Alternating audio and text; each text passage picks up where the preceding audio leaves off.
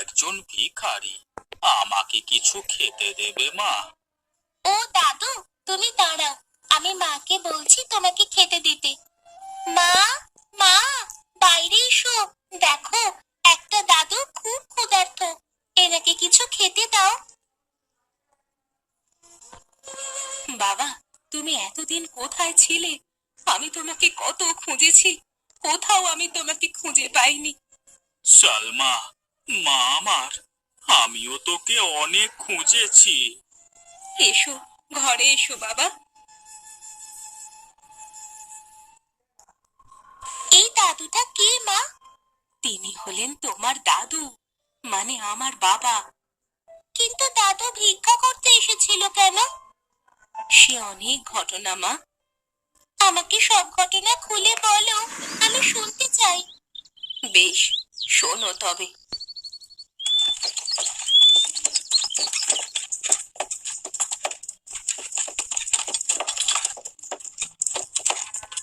কি গো মহেশ দাদা, এই সকাল সকাল গরুর গাড়ি নিয়ে কোথায় চললে? সাথে তোমার মেয়েকে দেখছি। একটু নদীর ঘাটে যাবো গো, গরুগুলোকে একটু পানিতে নামাতে হবে। যা গরম পড়েছে, গরুগুলোকে একটু পানিতে না নামালে আর হচ্ছে না। ও আচ্ছা আচ্ছা, যাও যাও। কাল আমার ধানের জমি থেকে তোমার গাড়িতে করে কিছু ধান আমার বাড়িতে নিয়ে এসে দিও, কেমন? আচ্ছা দাদা, আমি এখন চলি।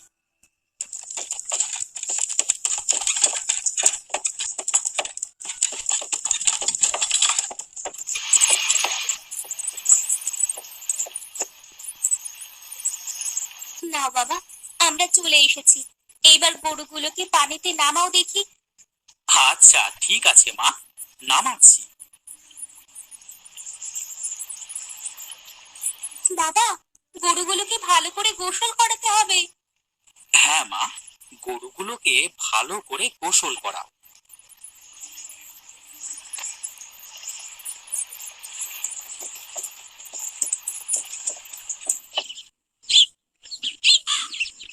মা, তুই রান্নাটা করে ফেল, আমি একটু মাঠের দিকে গেলাম।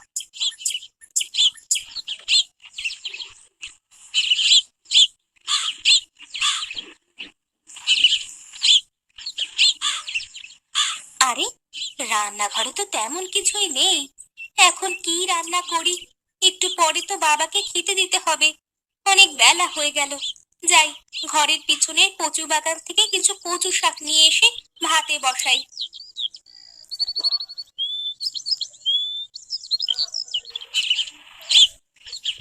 আরে, কচু পাতাও তো প্রায় শেষের দিকে, আর মাত্র কয়েকটা কচু পাতা আছে। এগুলাও যদি শেষ হয়ে যায়, তারপরে খাবো কি? না, বাবা তো একটু পরেই চলে আসবে, এই দু চারটে কচু পাতা তুলে নিয়ে ভাতে বসাই।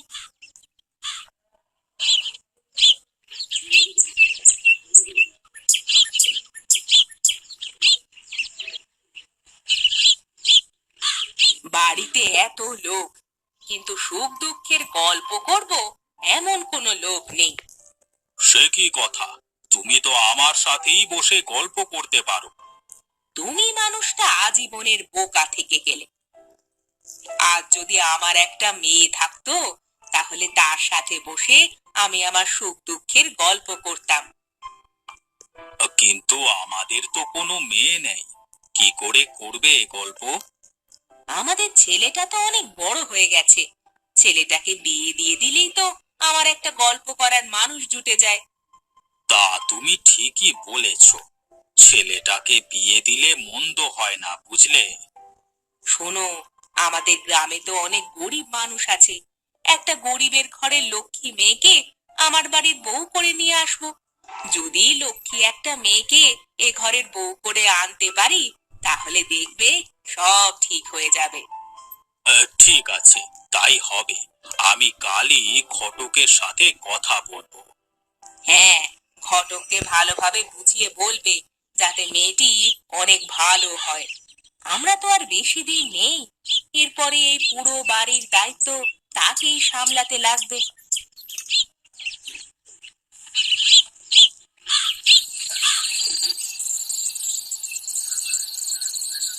কি রে মা, তুই তুই এই সন্ধেবেলায় খড় নিয়ে বসেছিস কেন? বাড়িতে একা একা বসে ভালো লাগছে না বাবা, তাই ভাবলাম কিছু খড় কেটে আনি। আমার মেয়েটা কত বড় হয়ে গেল দেখতে দেখতে। এতটুকু বয়সে এত সংসারী হয়ে গেছিস, এসব আমার ভাবতেই অবাক লাগে। হয়েছে হয়েছে, আর এত না বকে হাত মুখ ধুয়ে আসো দেখি। আমি ঘরে গেলাম, তুমি হাত মুখ ধুয়ে এসো, আমি তোমাকে খেতে দিচ্ছি। যাক, মেয়েটাকে নিয়ে আর আমার কোনো চিন্তা নেই। মেয়েটা আমার অনেক লক্ষ্মী হয়েছে।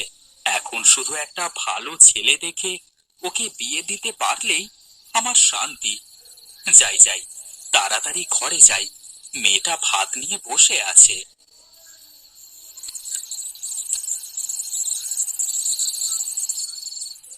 কি রান্না করেছিস মা?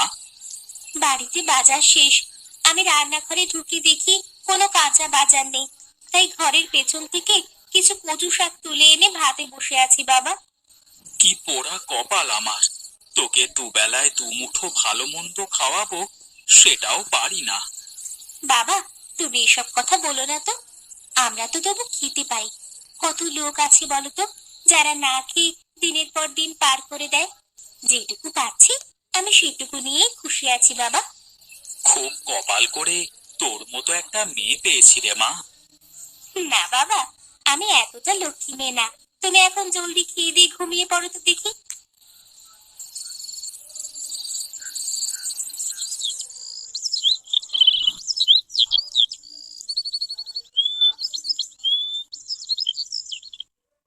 তা ঘটক সাহেব, মেয়ে কি পেলে? জি মোড়ল মশাই, মেয়ে তো একটা পেয়েছি।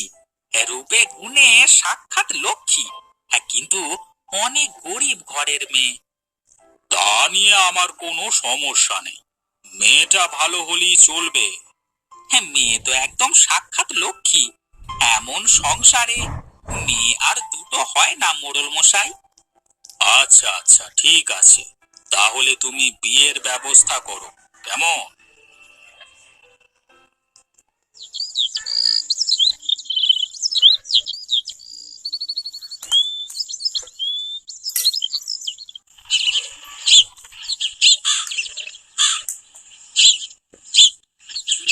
এই মহেশ, মহেশ, কোথায় গেলি রে? তোর কপাল তো খুলে গেছে, বেরিয়ে আয়। আরে ঘটক সাহেব যে, আমার বাড়িতে কি মনে করে? তোমার মেয়ের জন্য সম্বন্ধ নিয়ে এসেছি। তোমার তো কপাল খুলে গেছে ভাই, মোড়লে ছেলের সাথে তোমার মেয়ের বিয়ের সম্বন্ধ পাকা করতে এলাম। তুমি সত্যি বলছো? যাক, তাহলে আমার আর কোনো চিন্তা নেই। দেখি, আমার মেয়ের সাথে কথা বলে দেখি মেয়ের মত আছে কিনা। সালমা, সালমা, এদিকে আয় তো মা। কি হয়েছে বাবা? গ্রামের মোড়ল সাহেবের ছেলের সাথে তোর সম্বন্ধ এসেছে। তোর কি কোনো আপত্তি আছে মা? তুমি যা ভালো মনে করো তাই করো বাবা। ঠিক আছে, ঘটক মশাই, আপনি বিয়ের কাজ শুরু করুন।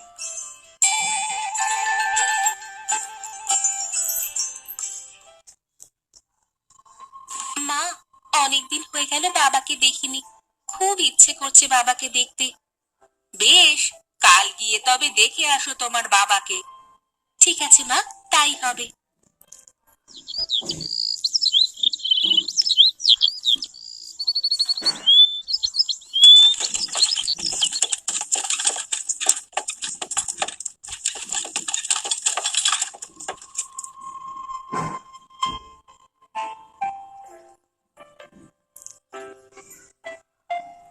করিম চাচা, তুমি এখানে বসে আছো যে, বাবা কোথায়?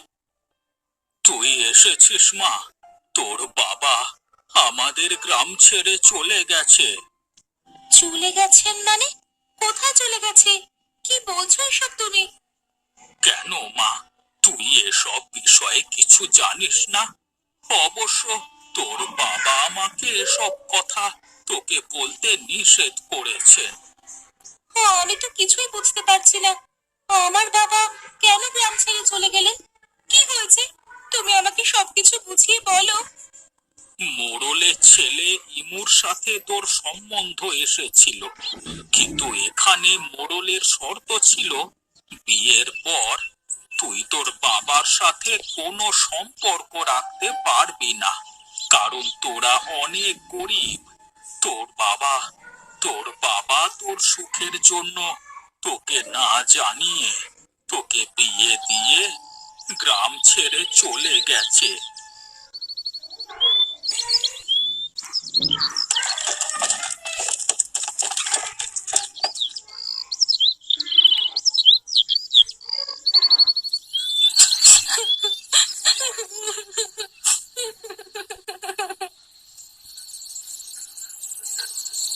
কি গো, কি হয়েছে তোমার?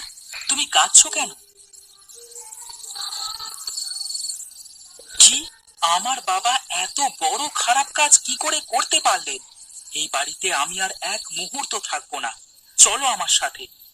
বাড়ি ছেড়ে চলে গেলে তো আর আমি আমার বাবাকে ফেরত পাবো না। আমি যেভাবেই হোক তোমার বাবাকে খুঁজে বের করবই, আর আমরা বাড়ি ছেড়ে চলে গেলে তখন আমার মা বাবার একটা শিক্ষে হবে। বেশ, তুমি যেটা ভালো মনে করো সেটাই হবে।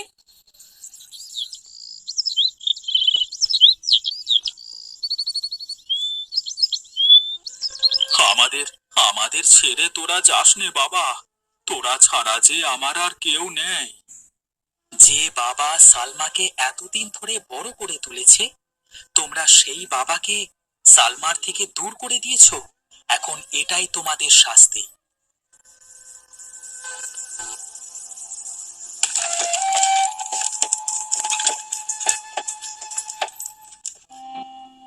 আচ্ছা বাবা, তোমার এমন দুর্দশা কেন? তুমি বাড়িতে বাড়িতে ভিক্ষে করে বেড়াও কেন? এমন দিন কেমন করে আসলো তোমার? আমি গ্রাম থেকে এসে নদীর ধারে একটি ঘর করে সেখানে থাকা শুরু করেছিলাম। নদী ভেঙে গিয়ে আমার সব হারিয়ে এখন আমি পথে বসেছি। এখন থেকে তোমার আর কোনো চিন্তা নেই বাবা, তুমি আমার কাছেই থাকবে।